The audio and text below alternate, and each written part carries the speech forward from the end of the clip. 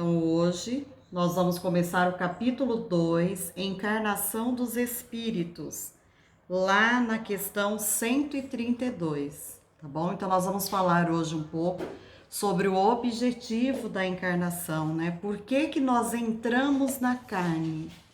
Qual é o objetivo?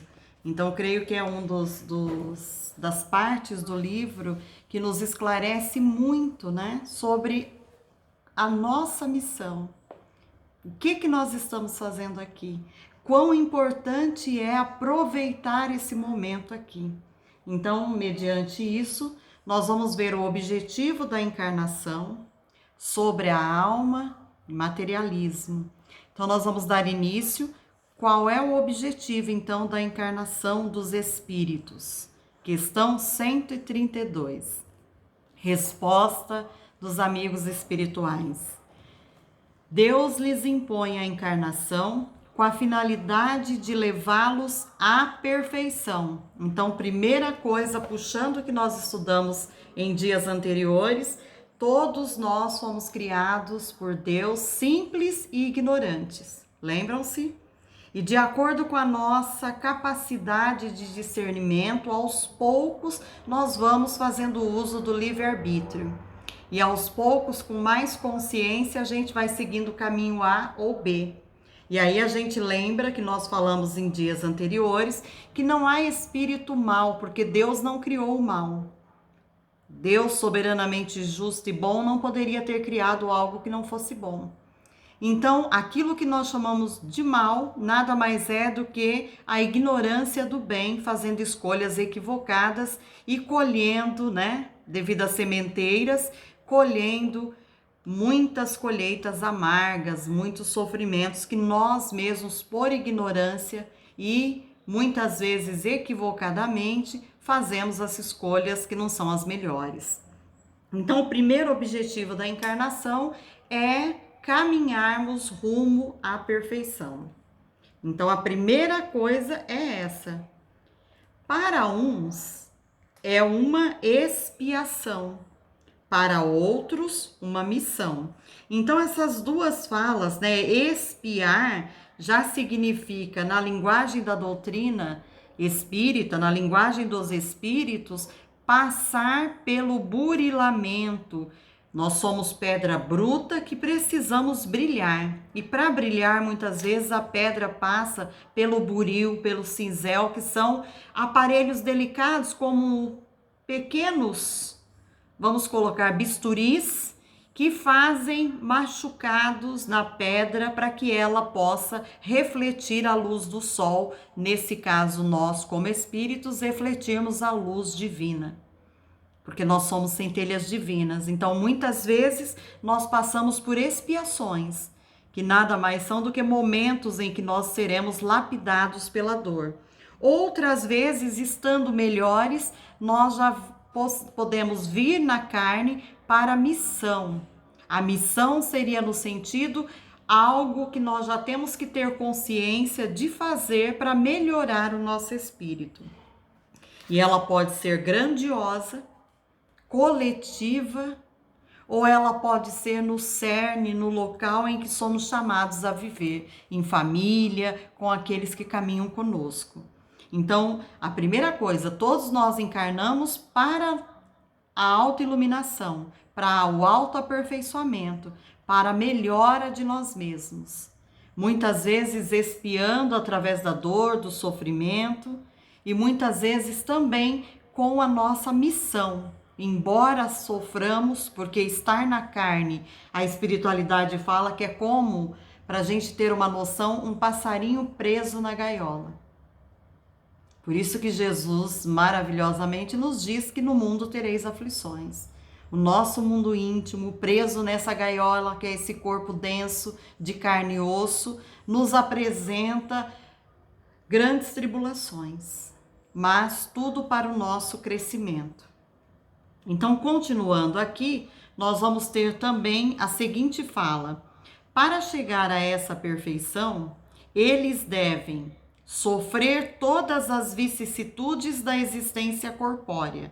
Então veja que a fala é vicissitudes da existência corpórea, como quem já está nos dizendo que estar no corpo, existir no corpo, entrar na carne, não é fácil para ninguém. Que quando na carne nós teremos sim tribulações. Principalmente porque não estamos num mundo ainda dito um mundo feliz. Logo, esse mundo de provas e expiações, nós estamos aqui para passar por algumas turbulências. Nisto consiste a expiação. A encarnação ainda tem outra finalidade, que é a de pôr o espírito em condições de encarregar-se de sua parte na obra da criação. Isso aqui, a primeira vez que eu li, né, chamou muita atenção, porque o espírita, quando estuda uma obra básica, principalmente o Livro dos Espíritos, e chega nessa parte, não pode alegar daí para frente ignorância do que ele está fazendo aqui. Além de buscar a melhora de si mesma, ou de si mesmo, ele precisa contribuir, ele é cooperador. Cada encarnado deve cooperar na obra da criação. Deve fazer algo de bom, deve contribuir. Então nós somos sim cooperadores da obra divina. E as leis divinas, o que elas nos pedem? Entendimento daquilo que passamos, reconhecimento de tudo que está à nossa volta como obra divina, inclusive a nós mesmos. Aprender a amar, a perdoar, a vivenciar os ensinamentos do Cristo. É para realizar essa obra da criação que cada encarnado, toma em cada mundo um instrumento que esteja em harmonia com a matéria essencial desse mundo. Olha que coisa linda. Então aqui também tem outra fala grandiosa. Está sendo dito para todos nós que em cada mundo, então nós habitamos vários mundos, existem vários mundos habitados. E em cada mundo, de acordo com a essência desse mundo, com a matéria que lá existe, nós espíritos, antes de ter condição de habitar aquele mundo, nós teremos um corpo material condizente com aquele mundo. Por isso que a pessoa que habita em Marte tem uma pleição, um corpo totalmente diferente do nosso. Os que habitam em Júpiter e assim em outros mundos terão outros corpos, de acordo com a essência daqueles mundos. Então essa fala aqui é muito interessante, porque ela abre a nossa mente para aquela história que a gente não pode mais acreditar que nós estamos sós no universo. É para realizar a obra da criação que ele, espírito, toma em cada mundo um instrumento que esteja em harmonia com a matéria essencial desse mundo, para, a partir desse ponto de vista, executar as ordens de Deus. E dessa maneira, em sintonia com a obra geral, ele próprio progride. Então, dizendo que tudo está conectado, tudo que nós fazemos tem ressonância ao nosso redor. Então, veja que é uma harmonia incessante. O que nós fazemos, o que nós pensamos, a forma com que nós agimos, modifica o nosso entorno. Então, aqui também ele fala da nossa responsabilidade com relação a isso. E continuam os espíritos explicando para Kardec. A ação dos seres corpóreos, todos nós que estamos no corpo, é necessária à marcha do universo. Porém, Deus, em sua sabedoria, quis que eles encontrassem nessa mesma ação um meio de progredir e de se aproximar ou de aproximar-se dele. Então está dizendo que a nossa ação é necessária para o progresso do universo. Então nós temos também a nossa missão. Cada um de nós tem uma contribuição a dar enquanto estamos no corpo. E é necessária, não está falando que é qualquer coisa feita de qualquer jeito. Essa contribuição é necessária. Por isso que aquela história da gente dizer assim, não vou nem pegar as outras religiões, vou pegar a doutrina espírita. Qual é, né, a doutrina que nós seguimos? A espírita. Acreditamos em reencarnação, acreditamos que estamos aqui para nos melhorar, que nós tivemos outra existência, que tudo que está em nós, o nosso jeito de pensar, de sentir e agir, é uma somatória de várias existências que já tivemos. E se a gente analisar as nossas ações do presente, com muito critério, muita noção, sem medo do que nós vamos encontrar no nosso mundo íntimo, nós teremos elencados a chave para o nosso sucesso do porvir, porque a gente sabe onde nós temos que melhorar, mas devemos ter coragem para fazer essa viagem para dentro de nós mesmos.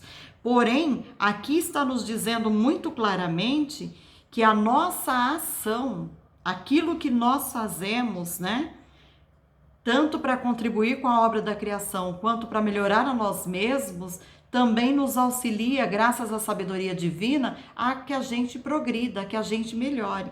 Então, nós não podemos dizer assim, eu sou espírita, mas o que você faz dentro da casa espírita? Como é que você utiliza, né, tudo isso que você estuda? Ah, eu tomo passe, eu assisto palestra todo domingo, ou todo sábado, ou toda sexta.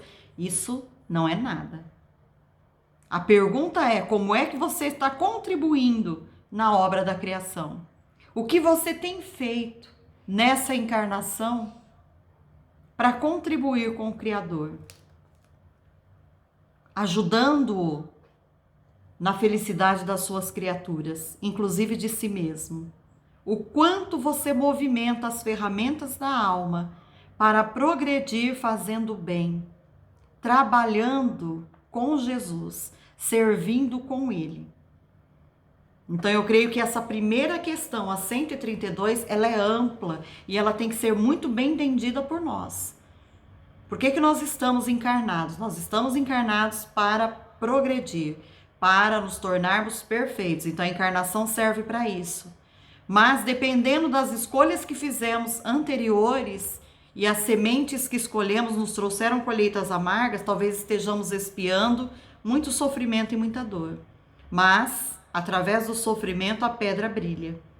Então, somos joia rara. Vamos brilhar também.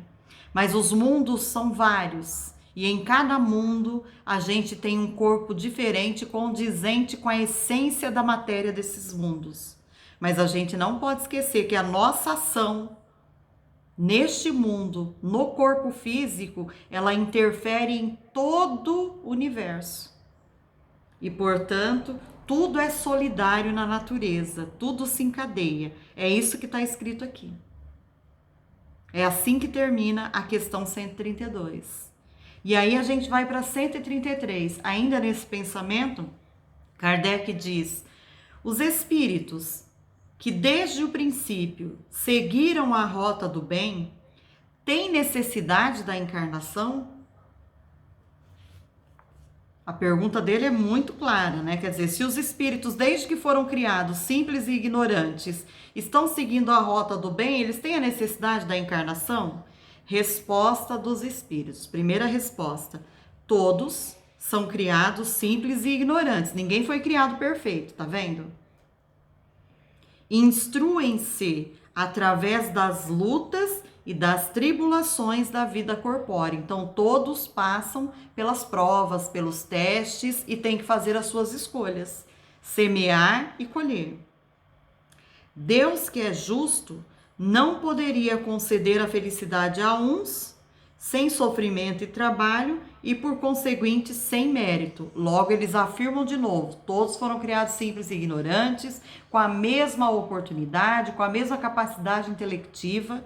São filhos do mesmo Pai, são centelhas divinas, e a partir daí, graças aos seus próprios esforços, ao seu livre-arbítrio, cada um faz a sua escolha e traça o seu caminhar rumo à perfeição. Uns podem ir mais rápido, dependendo das escolhas, ou fazerem grandiosas curvas, mas o objetivo é sempre o mesmo: o autoaprimoramento ou a autoiluminação. Mas não satisfeito ainda, porque Kardec gosta de deixar muito claro cada trecho, ele diz assim, item A da questão 133. Continuando essa pergunta, né? Ele diz, mas então, de que adianta aos espíritos terem seguido a rota do bem se isso não os isenta, né? Não os preserva dos sofrimentos da vida corpórea? O que adianta eles terem sempre procurado o melhor caminho se eles vão continuar reencarnando? Resposta dos espíritos. Se eles escolheram a rota mais simples, eles chegam mais rapidamente ao objetivo. Além disso, os sofrimentos da vida muitas vezes são consequência da imperfeição do espírito. Quanto menos imperfeição tem, menos tormentos sofrerá. Aquele que não for invejoso, ciumento, avarento, nem ambicioso, não sofrerá os tormentos decorrentes desses defeitos. Ou seja, Emmanuel, no livro Pensamento e Vida, e também em algumas mensagens, eu não me recordo agora, acho que é na Fonte Viva, ele diz assim, toda imperfeição, cada uma delas gera um sofrimento. Então, quanto mais imperfeições nós tivermos, mais sofrimentos encontraremos. Toda imperfeição gera um sofrimento. Estão vendo só? Então, essa fala está explicada também no Livro dos Espíritos, dizendo isso, olha.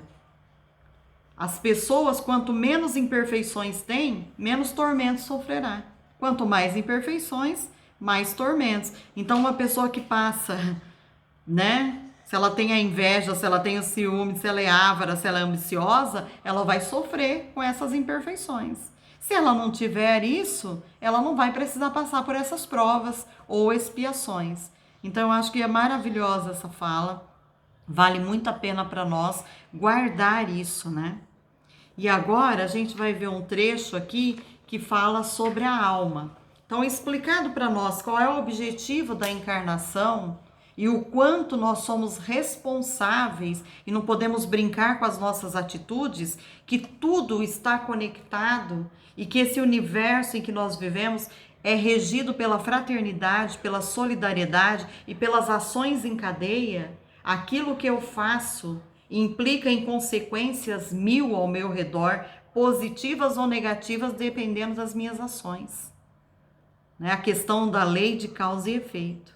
É mais ou menos isso. Então, nós devemos ter essa noção, além de reencarnarmos em busca da perfeição, né, de seguirmos o Criador, de voltarmos para Ele, porque fomos criados simples e ignorantes, dependendo da nossa sementeira, das nossas escolhas, talvez as nossas colheitas sejam amargas e demoremos-nos mais do que outros que escolheram as sementes certas. Mas o que a gente não pode esquecer, que além de buscar o autoaprimoramento, o autoaperfeiçoamento, a melhora espiritual de cada um de nós, o despertar de consciência para as leis divinas, aqui está muito claro que as nossas ações devem ser de cooperação e contribuição com a obra da criação. Então nós não estamos aqui no spa para tirar férias, para descansar. Como nós falamos ontem de Eurípides Barçanufo, nós viemos com a missão principal de cuidar do nosso eu, melhorando, lapidando, tornando-o mais brilhante. Mas quando a gente faz isso, automaticamente esse bem é externado ao nosso redor. Quando a gente perdoa, quando a gente ama mais, quando a gente julga menos e cuida mais do todo, sabendo que nós somos responsáveis, cada atitude nossa pode gerar uma alegria ou sofrimento àqueles que estão à nossa volta, fica mais fácil e mais coerente o nosso entendimento. Então, isso é muito importante que a gente não se esqueça, tá bom? Até aí, alguma dúvida sobre essa parte da encarnação dos espíritos? Tudo bem? Então, agora nós temos ainda 4 minutinhos. Lembrando, né, Elaine tá aí. Elaine, boa noite, seja bem-vinda. quando dá 40 minutos, encerra a primeira parte, aí depois a gente tem que entrar no mesmo link de novo, tá bom? Aí na hora que cair aqui a nossa conexão, você entra de novo no mesmo link, tá? Seja bem-vinda, viu, Elaine? E se quiser contribuir também, fica à vontade, é só ligar o microfone e falar. Então vamos lá, continuando, nós vamos falar agora na questão 134 sobre a alma. Então, às vezes a gente fala muito alma, nossa, aquela alma penada, a gente se refere à alma só ao espírito. E aqui a gente vai entender a partir de agora que quando a espiritualidade fala na alma, ela está falando no espírito na carne, no espírito encarnado. Então, toda vez que ele fala alma, ele está falando de nós no corpo físico, porque todos somos espíritos, mas fora do corpo físico, voltamos a ser espíritos no plano invisível, não é todo mundo que nos enxerga. Quando a gente encarna, né, ou reencarna, entra novamente na carne, nós nos tornamos alma. Então, isso que está perguntando aqui na questão 134. O que é a alma? Um espírito encarnado, tá bom? Então, essa é a resposta dos amigos espirituais. Aí Kardec continua, né? O item A da questão 134. O que era a alma antes de estar no corpo, antes de se unir ao corpo? Espírito. Aí ele continua perguntando: as almas e os espíritos são, portanto, idênticos? Uma mesma coisa? Sim. As almas nada mais são que os espíritos. Antes de se unir ao corpo, a alma é um dos seres inteligentes que povoam o mundo invisível e que temporariamente revestem um envoltório carnal para purificar-se e instruir-se. Então, isso aqui é muito importante a gente deixar claro, né? Porque quando a gente, às vezes, a espiritualidade se refere à alma, na maioria das vezes ela está falando do espírito na carne. Porque fora da carne a gente fala o ser inteligente, o espírito do mundo invisível, porque não é todo mundo que vê o espírito, né? Então é importante nós termos essa noção. Mas aí ele pergunta, além do corpo que o espírito anima, e aí alma vem de ânima, né? Esse ânimo que dá, além disso, tem mais algum laço que une a alma ao corpo? Ou seja, o espírito ao corpo? Qual é a natureza desse laço? Aí ele nos diz, semimaterial, ou seja, intermediário entre o espírito e o corpo. Aí a gente volta a algo que nós já vimos lá atrás, inclusive falando no livro dos médiuns de quarta-feira, quando nós falamos que nós temos o corpo, que é esse nosso, de carne e osso, que possui os órgãos, né? Tem o rim, o coração, o cérebro, todo esse fluxo sanguíneo, né? Toda essa parte óssea. E nós temos o espírito, fora do corpo. Quando os dois estão juntos, nós temos a alma, que é o espírito encarnado. Eu vou parar aqui porque já deu 1 minuto aí, acho que melhor a gente sair e entrar de novo, tá bom? Porque senão vai cortar a explicação. Então vamos sair e entrar. Bom, então vamos lá. Nós estávamos falando que entre o espírito e esse corpo nosso de carne e osso, para que estejamos ligados, existe um corpo menos grosseiro, menos pesado, que o espírito habita primeiro antes de estar na carne. Ter essa ligação com a carne.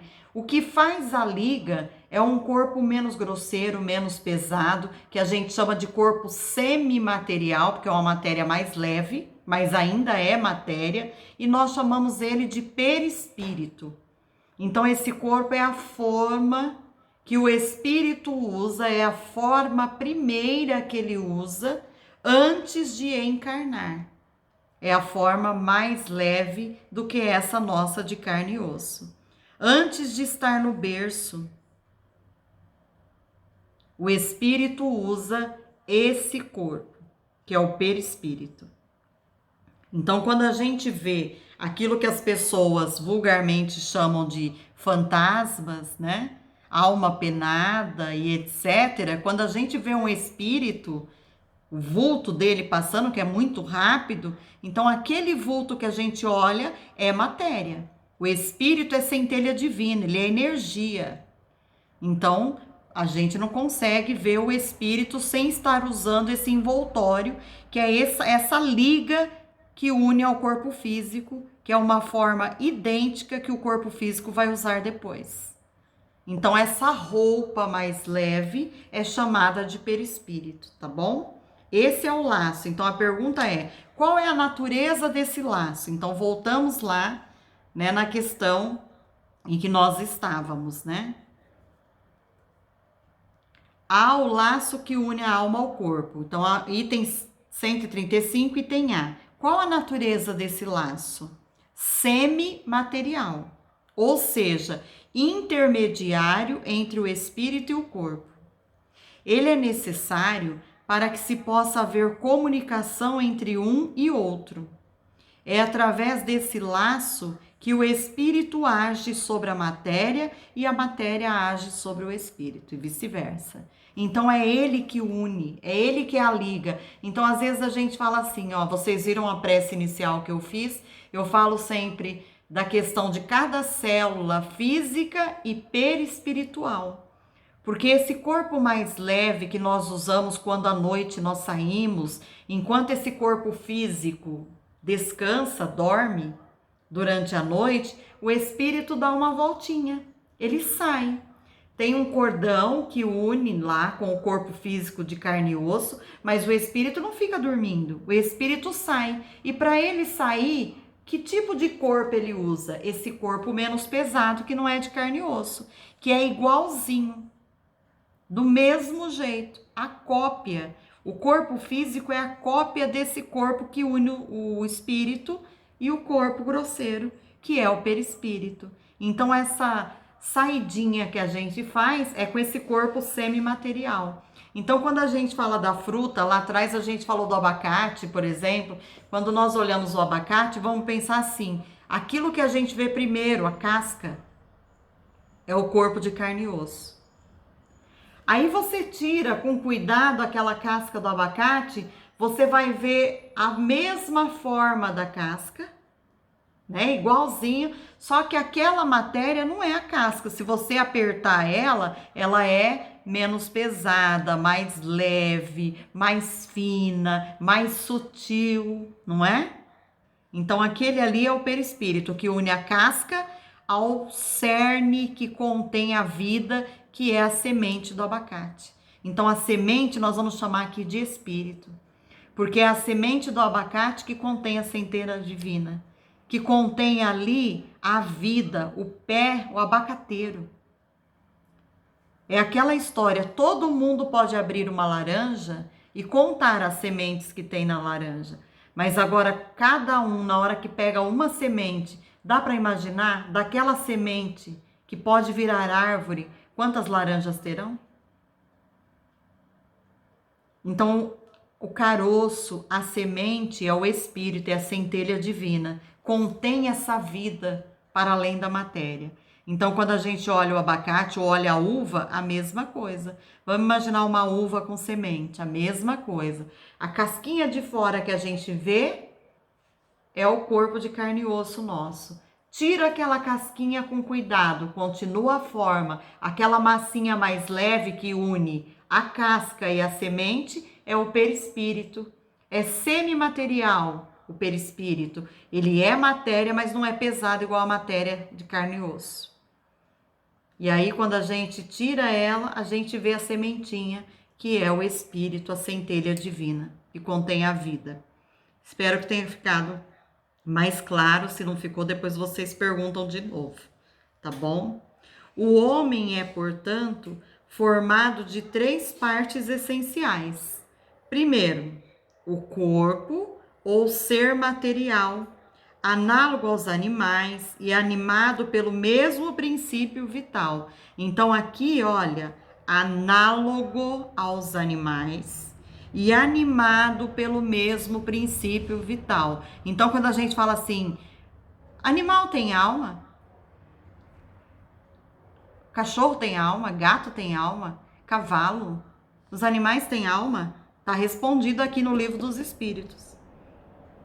Semelhante a qualquer animal, está falando a qualquer animal, aos animais, e animado pelo mesmo princípio vital. Então, o que anima o corpo?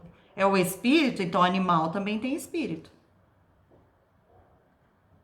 Olha que interessante. Então, Caibar Schutel tem livro falando sobre Gênese da Alma. Maravilhoso o livro dele, Gênese da Alma. Aqui de Matão.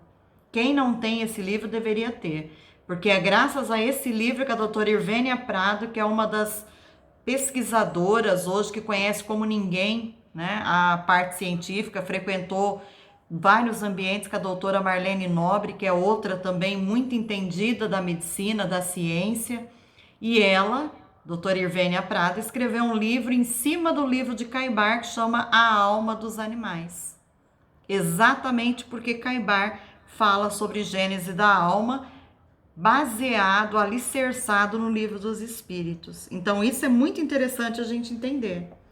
Então, se primeiro nós temos esse corpo ou ser material como os animais, animado pelo mesmo princípio vital, segundo, a alma. O que é a alma? O espírito encarnado, do qual o corpo é a morada. Por isso que a gente fala que o corpo é o templo sagrado do espírito.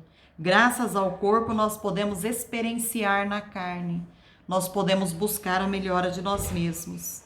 E terceiro, o princípio intermediário ou perispírito, substância semimaterial que serve de primeiro envoltório ao espírito, e é ele essa liga que une a alma e o corpo. Então veja, antes de estar na carne, de nascer aqui na terra, nós usamos um corpo menos pesado. E esse corpo é o perispírito. É ele que o corpo físico de carne e osso vai copiar e vai ser idêntico. Cada célula que tem o primeiro corpinho menos pesado, que é o perispírito, vai ter no corpo físico. Cada doença que vier no perispírito vai ter no corpo físico. Então veja que reencarnar não é brincadeira. Não é feito de qualquer jeito. A reencarnação tem no nosso lar, inclusive, um local só preparado para a reencarnação, onde ali se estuda todo o processo da reencarnação para que um espírito possa habitar um corpo. Como que se forma? Então a gente às vezes precisa vir com algumas situações, problemas decorrentes de sementeiras mal escolhidas e colheitas amargas. Então, o gene, né, o espermatozoide, o óvulo, é tudo estudado minuciosamente. A doença A ou B, minuciosamente colocada e escolhida através dos genes. Então, tudo que nós temos reflete-se pela nossa conduta. Então, é muito importante a gente saber isso, né? Continuando, aí ele continua dizendo aqui para nós, ó. Eu vou voltar no 3 então. Princípio intermediário ou perispírito, substância semimaterial que serve de primeiro envoltório ao espírito e une a alma e o corpo. Tais como num fruto, a semente, a polpa e a casca. Igual eu havia falado para vocês os exemplos aí do abacate e da uva, tá bom? Aí vem a questão 136, né? Que eu acho que é muito importante a gente compreender. Mas antes de ler a 136, eu vou convidar vocês, então anota aí um xizinho. Quem tem o livro A Gênese, de Allan Kardec, tá bom? Depois pode pesquisar o que eu vou ler aqui, mas é importante antes de ler a questão 136. No livro A Gênese, capítulo 11, o capítulo 11 fala sobre a gênese espiritual. E o item 17 fala da encarnação dos espíritos. E eu gostaria de aproveitar, porque se a gente não tiver esse embasamento, às vezes fica com dúvida na questão 136. Então eu vou ler aqui o item 17, nós vamos falando. Olha que beleza o que está escrito aqui que Kardec nos traz. Item 17, encarnação dos espíritos. O Espiritismo nos ensina como se realiza a união do espírito com o corpo na encarnação. Por sua essência espiritual, o espírito é um ser indefinido, abstrato, que não pode ter uma atuação direta sobre a matéria. Então, acabamos de falar sobre isso. O espírito sozinho não consegue atuar sobre essa matéria de carne e osso.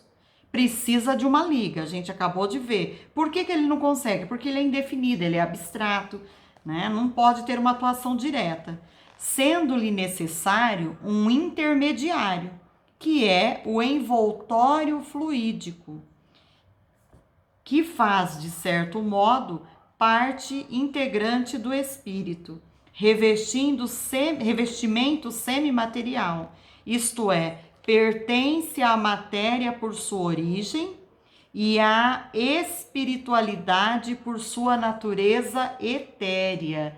Então, olha a explicação de perispírito, que linda. Ele fala que é semimaterial, não é matéria grosseira como é o corpo de carne e osso que nós temos. Ele ainda é matéria, mas é uma matéria mais sutil, mais leve. Por isso que pertence aos dois mundos, tá? E é com ele que o espírito sai quando precisa visitar algum local, enquanto o corpo físico dorme. Como toda matéria, o perispírito é extraído do fluido cósmico universal. Nós já falamos que tudo que há no universo, tudo, qualquer matéria, inclusive nós, saímos do fluido cósmico universal, que é essa energia que habita todo o universo, conhecido e desconhecido por nós, tá bom? E todos nós somos formados por ele. Que nessa circunstância, né, o fluido cósmico universal sofre uma modificação especial.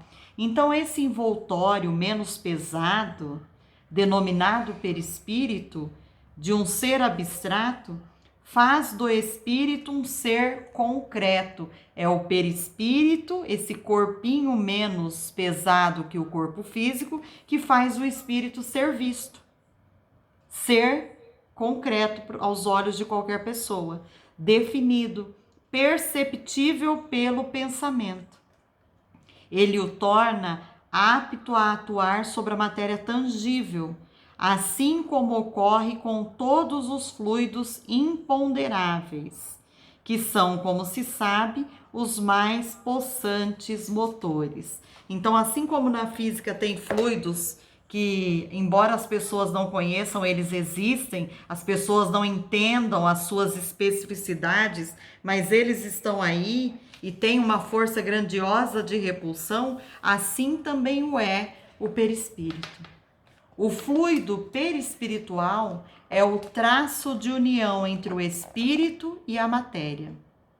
Durante sua união com o corpo, olha só, a união do perispírito com o corpo, do espírito com o corpo, é o veículo do pensamento do espírito para transmitir movimento às diferentes partes do organismo, as quais atuam sob o impulso da sua vontade, e para repercutir no espírito as sensações produzidas pelos agentes externos. Gente, olha que coisa linda. O que ele está dizendo aqui?